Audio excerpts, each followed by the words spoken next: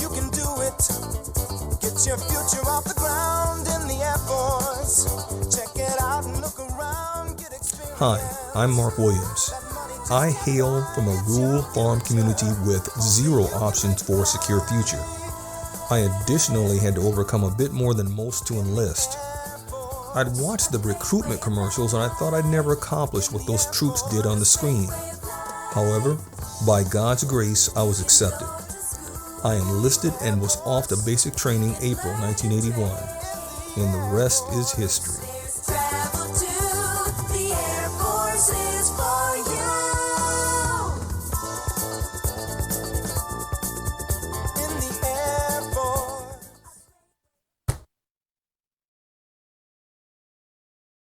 The real Air Force. Man, hearing about that reminded me of someone chasing a ghost. What do I mean? Well, in basic, the real Air Force was tech school. When I got to tech school, the real Air Force was your first base and beyond. Interestingly, I overheard seasoned NCOs speak of the real Air Force, with major respect to boot. Same at my next duty station, Mountain Home Air Force Base. It was there I requested assignment at Carswell Air Force Base, primarily to escape the boredom of Idaho. I figured SAC would be a challenge. That it was. Why SAC was important? SAC was responsible for 2 of the 3 strategic triad elements: intercontinental ballistic missiles and bombers. The U.S. Navy was the 3rd element with sea-launched ballistic missiles. The nuclear-armed bomber reigned supreme until the advent of the ICBM. In a war, many B-52s would fly over the North Pole. Depending on where their targets were and where the B-52s were launched from in the U.S., they might fly for 12 hours or more to drop their bombs. An ICBM could reach the USSR in about 30 minutes. The same for the USSR attacking us. However, interestingly, the ICBM did not make the bomber obsolete. Instead, it strengthened U.S. deterrence by being the only recallable element of the triad. You can launch bombers and call them back. This is impossible with missiles. This flexibility, plus fielding SRAM, short-range attack missile, and ALCM, air-launched cruise missile, increased standoff distance. The ALCM had a 1,500 nautical mile range and would destroy high-value targets long before the bombers reached the Soviet landmass. To recap the importance of Strategic Air Command, SAC controlled 2 of the 3 strategic triad elements, ICBMs and bombers, which was double the responsibility of the U.S. Navy. Next, bombers were recallable, enhancing flexibility in a crisis. And finally, bomber weapons platforms increased missile standoff capability. In SAC, you supported the ICBM mission or the bomber mission. Carswell was a bomber base. As mentioned, the bombers carried missiles. However, their design range was limited. The SRAM was powered by solid rocket motor. The ALCM was jet fuel powered. Of the 2 missiles, the ALCM posed the greater challenge to munitions troops. I never received a SRAM in my entire tour. However, I saw plenty of ALCM.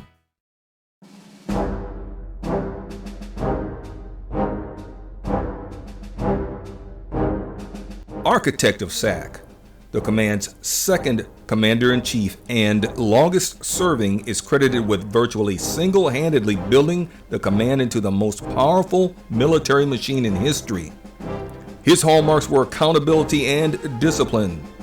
This SAC culture was baked into the leadership of every successive commander-in-chief until the command's deactivation in 1992. 20 years later, General Doherty, the command's 8th commander-in-chief, retired. Some years later, he made this statement concerning SAC.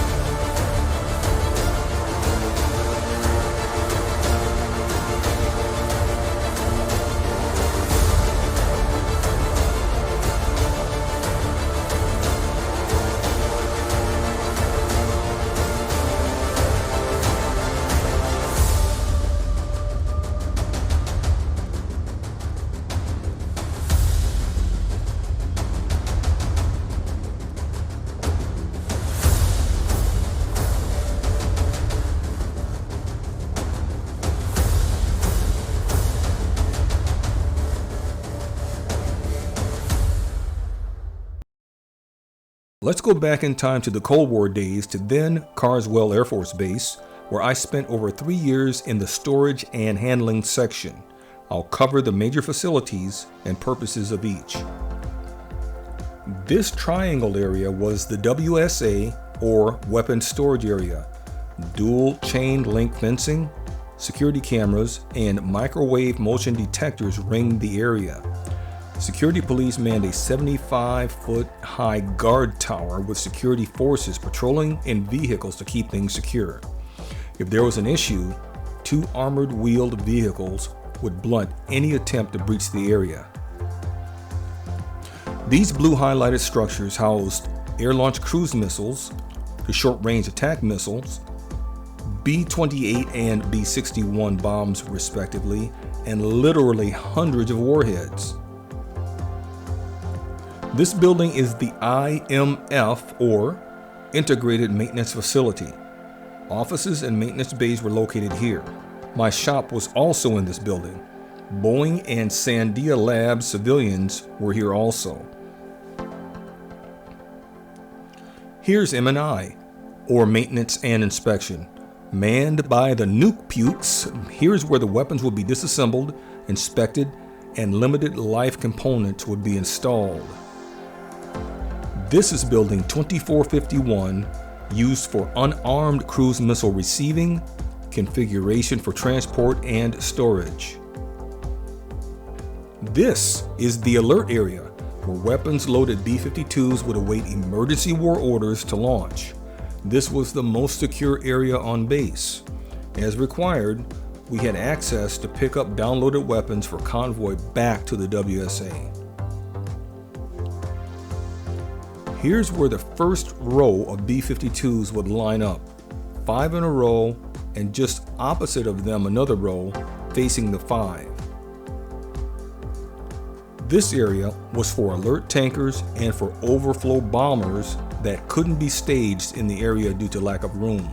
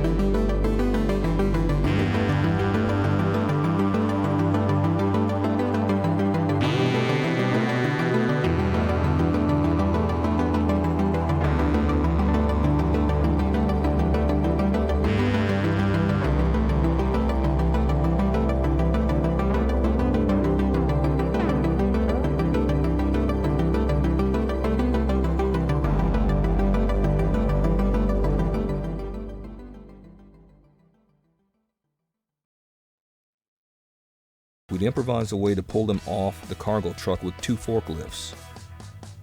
We'd then open a port on the container and electronically sniff the cargo for fuel leaks. We'd then hoist off the lid and proceed to inspect every square inch of that airframe for damage. We'd safe the missile control surfaces with safing blocks and wing lanyards. This prevented inadvertent deployment of wings and fins.